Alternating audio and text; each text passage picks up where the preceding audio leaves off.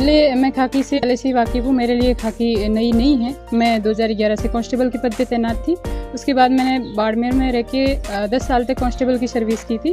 उसके बाद में मैंने धीरे धीरे इधर उधर से नॉलेज प्राप्त करके मैंने सब इंस्पेक्टर की जैसे वैकेंसी आई 2016 में, तो मैंने तैयारी की, ड्यूटी करने के साथ साथ तैयारी की थी और उसके बाद मेरा सिलेक्शन हुआ। और जब मुझे ये चीज़ पता चली कि मैं ऑल राजस्थान में 3rd रैंक पे हूँ SC फीमेल से, तो मुझे बहुत ही गर्व की बात हुई। और उससे ज़्यादा मेरे लिए गर्व की बात तो ये थी कि जो मेरे कंधों पे सितारे सजे थे वो मेरे लिए नहीं थी, वो मेरे पेरेंट्स के लिए थे। उनकी मेहनत थी, उनका मोटिवेशन था, उन्हीं के ये जो मोटिवेशन था उसका ही रिजल्ट है जी। उस चीज़ का तो बहुत ही मुझे गर्व भी है, खुशी भी है। और मैं ये थोड़ा मेरे मन में ये भी था कि पहले इतना पता नहीं था कि जब मेघवाल समाज की जो पहली बेटी अभी तो कोई सब इंस्पेक्टर नहीं बनी है, इसके पीछे कई रीज़न हो सकते हैं। हो सकता है कि खाकी के प्रति जो फिजिकल है उस वो टफ हो सकता है, या फिर कोई बेटियां आगे नहीं बढ़ पा रही है किसी नॉलेज के अभाव में। तो जब मेरा सिलेक्शन हुआ तो उसके बाद में मेरे एरिया में, मेरे गाँव में, मेरे देश, अपने ज़िले में सब जगह इस चीज़ का नॉलेज हुआ कि सब इंस्पेक्टर की भी एक पोस्ट हुई। और उसके बाद काफ़ी लोगों ने इस पुलिस विभाग की तरफ बढ़ने के प्रयास शुरू किए। ट्रेनिंग का अनुभव तो मेरे को एक बार कर लिया था। मैंने राजस्थान पुलिस एकेडमी में 2011-12 में कांस्टेबल की ट्रेनिंग कर रखी थी। जब दोबारा मुझे ये राजस्थान पुलिस एकेडमी में ट्रेनिंग का मौका मिला तो मुझे बहुत खुशी हुई।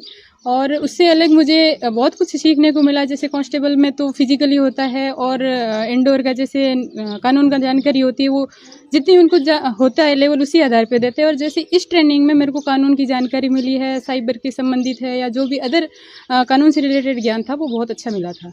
वो लम्हा मेरे लिए बहुत ही एक क्या बताऊँ उनके बारे में शब्दों में बयान नहीं कर सकती हूँ।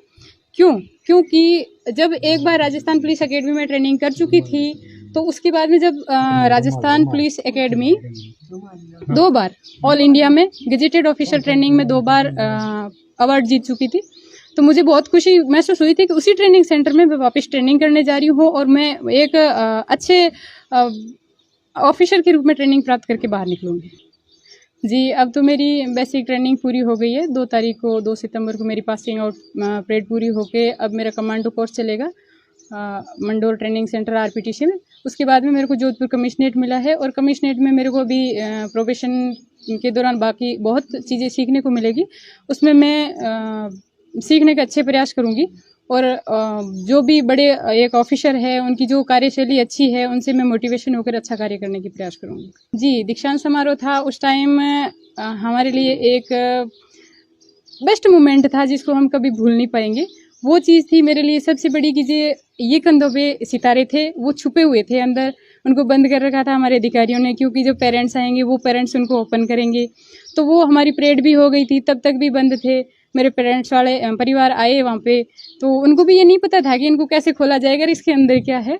तो वो चीज़ जब उनको खोलने के लिए बताया गया था, मम्मी को भी नहीं पता था कि ये कैसा खोला जाएगा, किसी ने बताया। जब खोला और उसके नीचे सितारे दिखे तो मेरे और मेरे परिवार के लिए बहुत बड़ी खुशी की बात थी।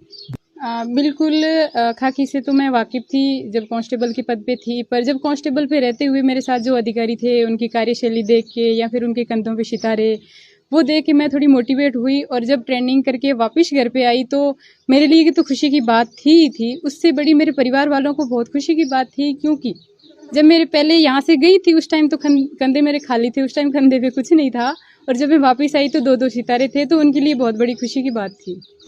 हाँ, मेरा ये विचार है कि जैसे मैं आगे बढ़ी हूँ तो शायद मैं मेरे यहाँ गांव की, समाज की या मेरे ज़िले की जो भी है लड़कियाँ, उनको यही कहना चाहती हूँ कि जैसे आप पढ़ाई करवाते भी है गांव वाले, पर क्या करते हैं 8th या 10th के बाद बच्चे को छुड़वा देते हैं।